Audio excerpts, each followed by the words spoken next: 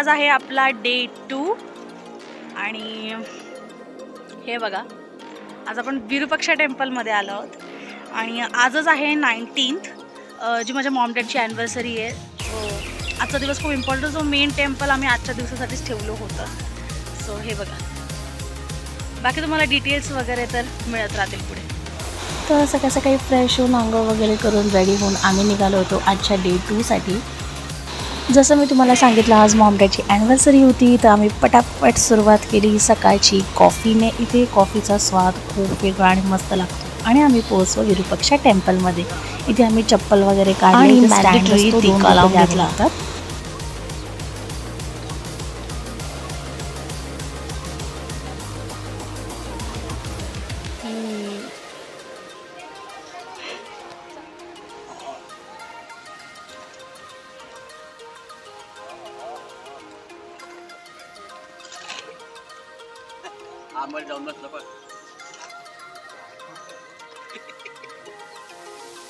मला तर प्रत्येक जनावरांमध्ये लिली दिसून राहिलेली आहे. इथे मी पप्पांना लिलीबद्दल सांगत होते की तिला खूप मिस करते. आणि तिथून पुढे आम्ही आलो लक्ष्मीला बघायला. हत्तीचं नाव लक्ष्मी. विरूपाक्षा टेम्पलच्या आवारातच हे पाताळेश्वर मंदिर आहे, पण त्याची एंट्री बंद होती. इथे आता एंट्री नव्हती. तिथूनच पुढे दुर्गा माताच्या टेम्पल नंतर इथून हा रस्ता जातो तुंगभद्रा नदीच्या या किनारी. तसं तर हा मे महिना होता, आम्ही मे महिन्यात गेलो होतो. इथे खूप ऊन असतं, पण आम्हाला देवाची साथ होती. खूप पावसाळी वातावरण होतं, खूप सुंदर वातावरण होतं. विरूपाक्षा टेम्पल नंतर आमच्या ऑटोवाला दादाने आम्हाला बाकी खूप मंदिरं दाखवली. कालभैरव मंदिर होतं, हे एक चंद्रेश्वर मंदिर होतं. खूप छान ऐतिहासिक आणि खूप सुंदर बांधकाम असलेली हे सगळे मंदिरं होती. तर आत्ता आपण आलो आहोत भूमिगत शिवलिंगम, किंवा इथे असंही म्हणतात अंडरग्राऊंड शिव टेम्पल. तर हे 1918पर्यंत अंडरग्राऊंडच होतं आणि अजूनही म्हणजे असं खाली जाऊनच त्याचं दर्शन वगैरे घ्यावं लागतं. तर पहिले इकडचा पूर्ण एन्व्हायरमेंट बघा किती सुंदर आहे आणि किती छान ठेवलं आहे त्यांनी. लोकल जे आहेत ना, हे त्यांना सल्यूट असतं आणि टुरिस्ट पण ऑब्व्हियसली की आपण हे करतो आहे. पण इथे जितके पण आत्तापर्यंत मी मंदिरं बघितली आहेत ना, खूप जागृत वाटतात, खूप स्वच्छ आहेत आणि खूप चांगले मेंटेन केलेले आहेत. तर चला आपण पुढे बघूया अंडरग्राऊंड शिव टेम्पल. म्हणजे आता या गाड्यांचं काय करणार आहे तू? घर बांधणार या काड्या इथून तू घेऊन चालले.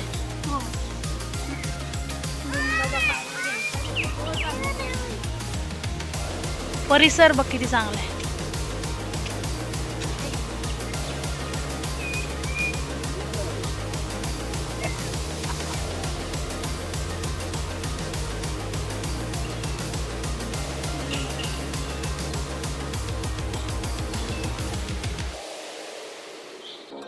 वरती घेणार वाळू.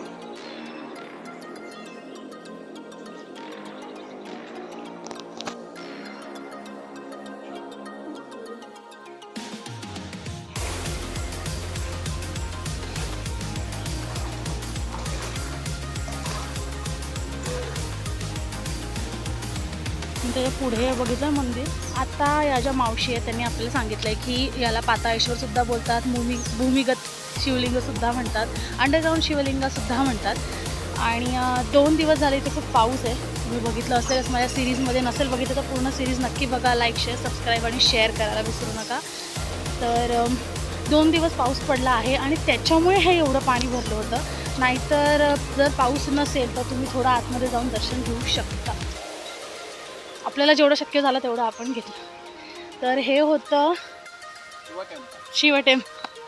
शिव टेम्पल आणि छान आहे, परिसर वगैरे खूप चांगला आहे. त्याच आवारामध्ये थोडं अजून पुढे आल्यानंतर आपल्याला इथे लोटस महाल बघायला मिळतं. इथे नॉर्मली राणी राहायच्या. इथे तिकीट वगैरे काढून आपल्याला आतमध्ये जायचं असतं. मी पुढे बोलताना याला लोटस टेम्पल म्हणली आहे, ती माझी मिस्टेक होती. आपण आलो आहोत अंडरग्राऊंड शिव टेम्पलच्या पुढच्या साईडला. सगळं एका साईडलाच आहे हे, साऊथ साईडला. आणि आता आपण आलेलो आहोत elephant stable, lotus temple, royal enclosure वगैरे ते सगळं बघायला. इथे तिकीट काढावं लागतं आणि मग एंट्री केल्यानंतर हे आतमध्ये सगळं एकाच ठिकाणी असं आहे. एकच तिकीट सगळीकडे चालतं आतमध्ये. आणि इकडे आपल्याला त्या सगळ्या जागा बघायला भेटतात जिथे राणी राहायच्या, जिकडे सभा व्हायच्या, जिकडे यांचे हत्तीशाळा जे म्हणतो आपण, जिथे हत्तीचं कसं त्यांचं म्हणजे हत्ती शाळा आहे ती, जसं आपला गोठा असतो तसं. तर खूप छान आहे आणि इतकं सुंदर यांनी ठेवलं आहे ना की तुमचं म्हणजे असं नाही की तुम्ही बोर व्हाल एक जागा बघेपर्यंत, कारण थोडं लांबच असतं. एकाच ठिकाणी जरी असलं तरी थोडं लांब आहे, पण असं बोर नाही होत. इतका सुंदर परिसर आहे ना की खूप मस्त वाटते. चला तुम्ही चालत राहा, मला लागतोच वेळ. काय जनाना प्रांगण, जनाना enclosure.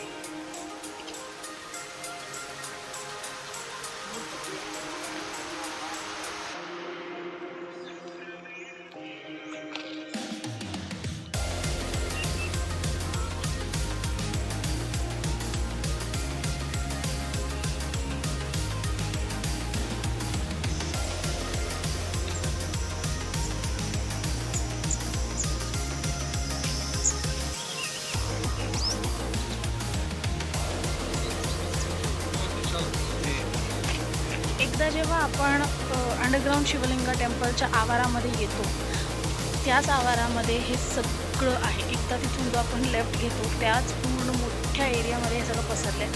आता आपण आलो आहोत हजार राम मंदिर टेम्पलच्या इथे. हे नाव लिटरली घेतलं गेलेलं आहे, कारण इथे लिटरली हजाराच्या वर रामचंद्रांच्या मूर्त्या कोरलेल्या आहेत. कोरीव काम म्हणजे रामायण काळातलं रामायण कथा वगैरे सगळं इथे कोरलेलं आहे.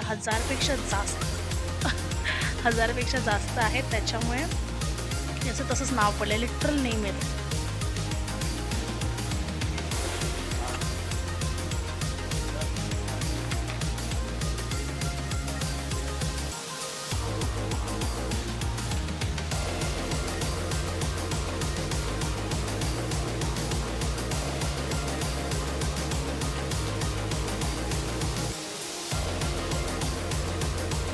हे आहे रॉयल एन्क्लोजर. म्हणजे इकडे सभा वगैरे व्हायच्या. तेनालीरामांच्या तुम्हाला कहाणी आठवत असतील ना, तर त्या इथेच ती सभा बसायची, इथेच त्या सगळ्या कहाणी घडलेल्या होत्या.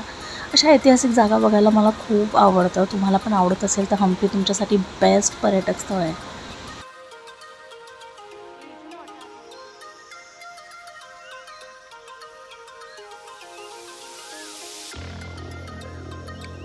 तर आजचा व्हिडिओ मी इथेच एंड करते आणि पार्ट 2 बघायला नक्की विसरू नका. हा व्हिडिओ आवडला असेल तर प्लीज भरपूर सारं प्रेम द्या, लाईक शेअर सबस्क्राईब करा, कमेंट करा.